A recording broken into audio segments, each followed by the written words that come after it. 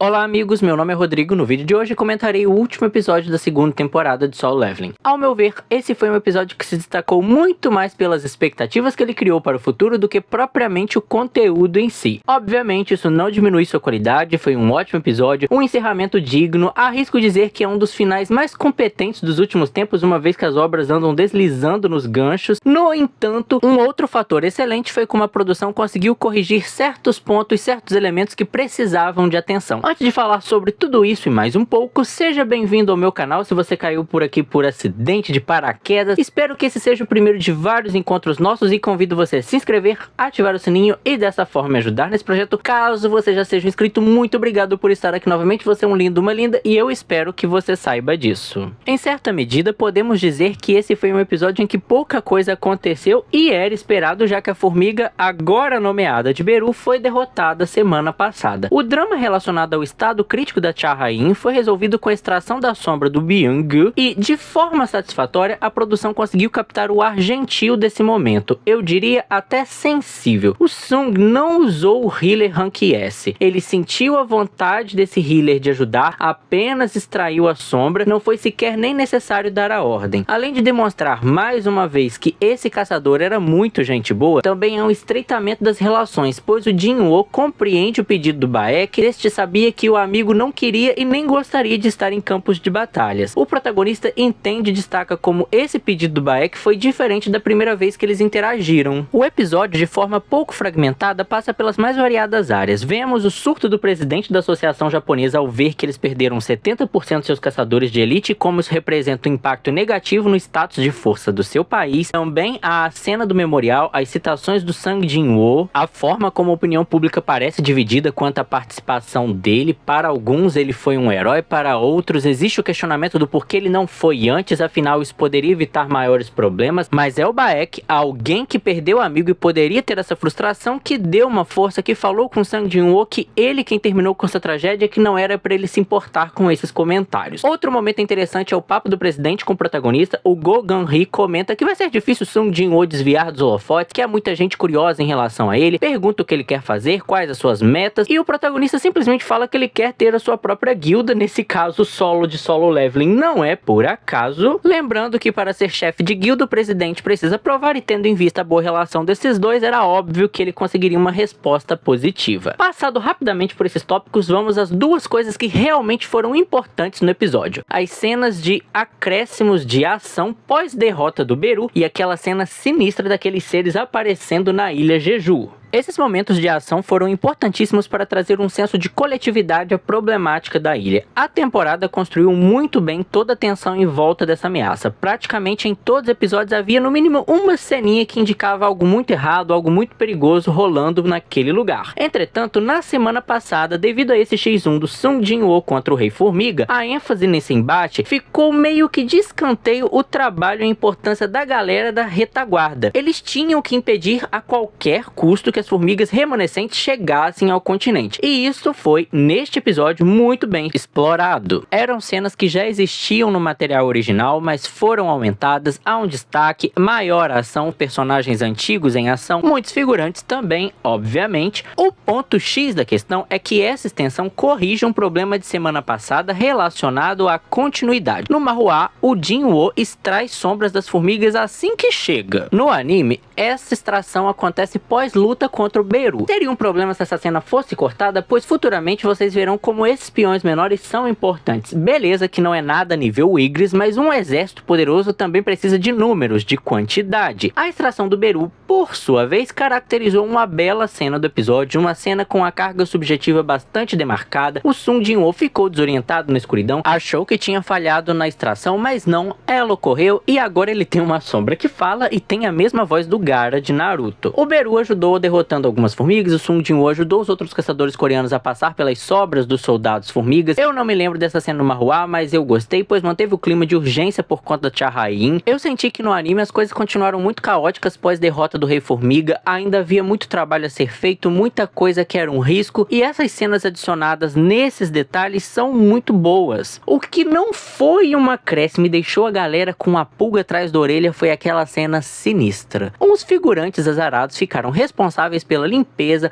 observação de algumas coisas na ilha Jeju. Só que do nada apareceu uma criatura humanoide, depois apareceu um outro bicho azul muito parecido com aqueles elfos do gelo. Com um estalo ele colocou esses caras para dormir e o papinho que rolou ali é no mínimo intrigante. Sequer sei se eles falam a língua dos humanos, mas o importante é que parecem estar investigando, procurando alguém. Eles captaram o poder dessa pessoa por ali, ou seja, esteve ali. Porém, esses seres acharam estranho, diferente essa pessoa estar aos lados dos humanos. Eles não parecem ter pressa, pois independente de qualquer coisa, esse encontro, ou melhor, reencontro, é inevitável, parece ser inevitável. Para piorar, no melhor sentido possível, o final a gente fica um tanto quanto coisado porque o pai do protagonista estava ali ouvindo o papo e vigiando esses bichos.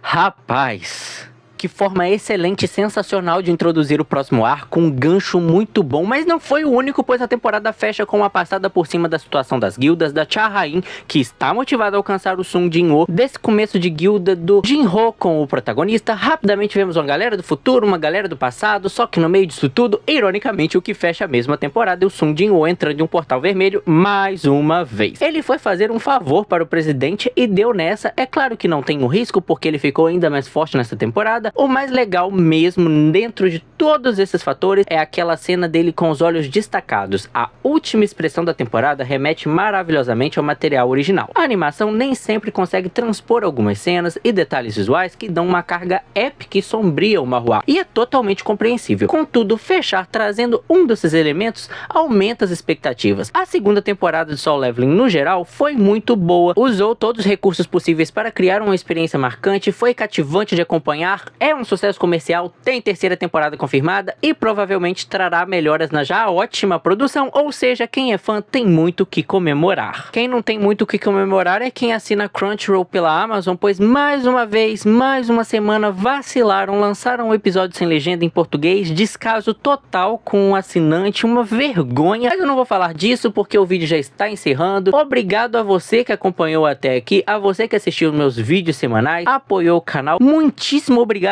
de verdade. Se tu curtiu esse vídeo, deixa o like e compartilhe com seus amigos para ajudar o canal a crescer ainda mais, a construir mais público. Fique à vontade para comentar, deixar suas opiniões, teorias, feedback. Eu vou ficando por aqui, mas espero vocês nos próximos vídeos, certo? Até mais!